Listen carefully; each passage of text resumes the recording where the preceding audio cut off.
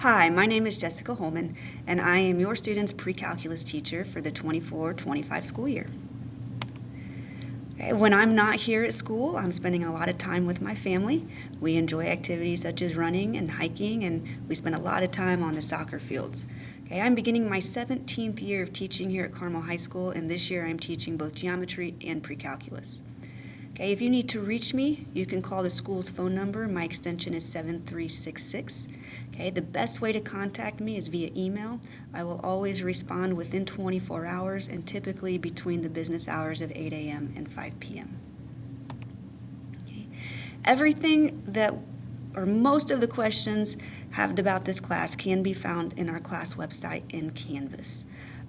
We have information from the day-to-day activities, what the assignments are in the class.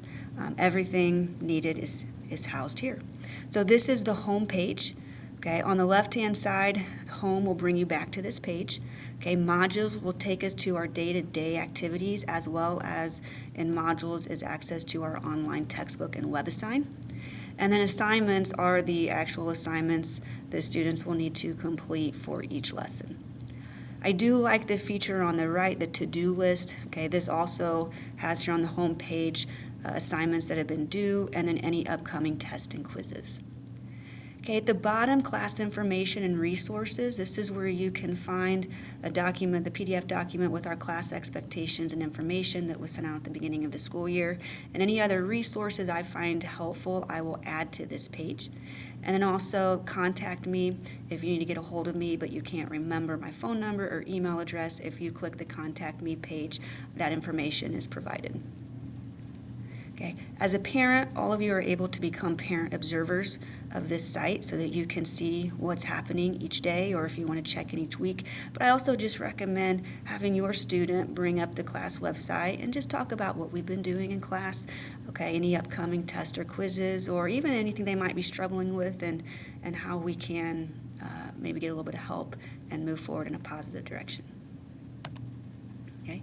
If you click on Canvas modules, it will bring you to the page, and this is where kind of our, again, day-to-day activities are located. And I have it broken up by chapter. So for example, chapter 1, okay, each day it will list what we've done. So if there are any completed notes for that day, that will be posted. So for example, Monday, August 12th, we finished lesson 1.4. So I posted a completed copy of the notes from class, and then also the assignment will be right below there, that 1.4 practice. Okay, great resource. If students get home and I can't remember if they have an assignment, I recommend pulling this up. But also students who are absent, this is the first place they should go to figure out what we did in class. I often get a lot of emails of, hey, I missed class, what did we do? And my response is usually, well, hey, check out Canvas. You'll see the completed copies of notes. Once you read the lesson in the textbook, try some problems, and then come to class with some questions. Okay, for this course, the grade is broken down into 90% test and quizzes and 10% graded practice. Okay, this is a college prep course, and so we are trending away from putting a lot of emphasis and grades on homework practice and more emphasis on those summative assessments, tests, and quizzes, though that's not to take away from the importance of that practice. Although it's only 10% of the grade, that graded practice is usually a good indicator of how students are going to perform on tests and quizzes. Okay, the graded practices will be housed primarily in our online textbook in a program called WebAssign. I really like WebAssign because the problems that I assign correlate to those that are in the textbook, but it provides immediate feedback. Okay, so students can try a problem, input an answer, and it can immediately check it if they are right or wrong before they move on.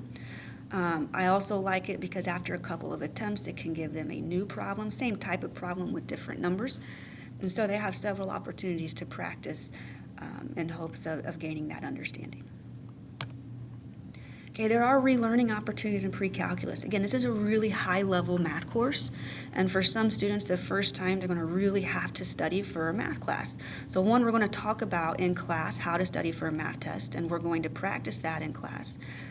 But there's going to be times when it just takes more time for a specific topic or chapter to sink in, and that's okay. We all learn at different rates. And so relearning opportunities are essential for understanding all of the material.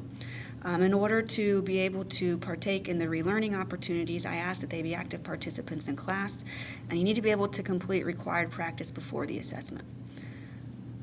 So anybody who is interested in a relearning opportunity, I recommend they come speak with me ahead of time. And we'll take a look at things like the graded practices, we'll take a look at the reviews, we'll discuss how students studied and see how we can improve upon that for better results the second time around. Now, when it comes for quizzes, all students will have a quiz mid-chapter, but a lot of the quiz questions are also on the chapter test. And so as far as a relearning opportunity for quizzes, because they are reassessing those topics on the chapter test, if students score higher on a chapter test than they do the mid-chapter quiz, I will replace the quiz score with that higher test score. So as far as actually having to redo an assessment, that will only come with those end-of-chapter tests. Okay, the state of Indiana did pass some laws this year, and there are some technology restrictions within the classroom. And I'm not going to lie, I've seen a lot of positive feedback from the kids, and I've seen a lot of positive things in the classroom as far as more engagement, more participation. I really think this is a good thing. But at the start of each class period, students will be asked to turn off their electronic devices and keep them put away for the duration of class. This includes cell phones will be put in an assigned number slot at the front of the room. Okay, headphones taken out of both ears and put in a backpack. Laptop closed and put away in backpacks unless using them for the lesson. And smartwatches taken off and put in backpacks. How can students be successful in pre-calc? Okay, again, we're going to talk about ways that students can study and prepare for the class, but read the textbook and study the examples in each lesson. Complete the practice on time with effort. Take good notes highlighting important details, and participate in class. I cannot emphasize enough that participate in class piece is a really big indicator to me as well on how students are going to perform. If a student is unwilling to participate in class, they miss out on so many good opportunities to think, to try, to ask questions. So really important. Okay, ask questions in class if you're not understanding. Okay, I encourage students to ask questions. I want students to ask questions, and I want them to realize you shouldn't be scared or worried about asking a question, because if one student has that question, more than likely at least 3 or 4 others do as well. Okay, request an SRT pass for more individual help. So if you're leaving class with questions, please request an SRT pass, and we can sit down one-on-one and discuss those additional questions that you have. We study for tests and quizzes by practicing problems from the notes, homework, and review, not just looking at them, and maintain good attendance.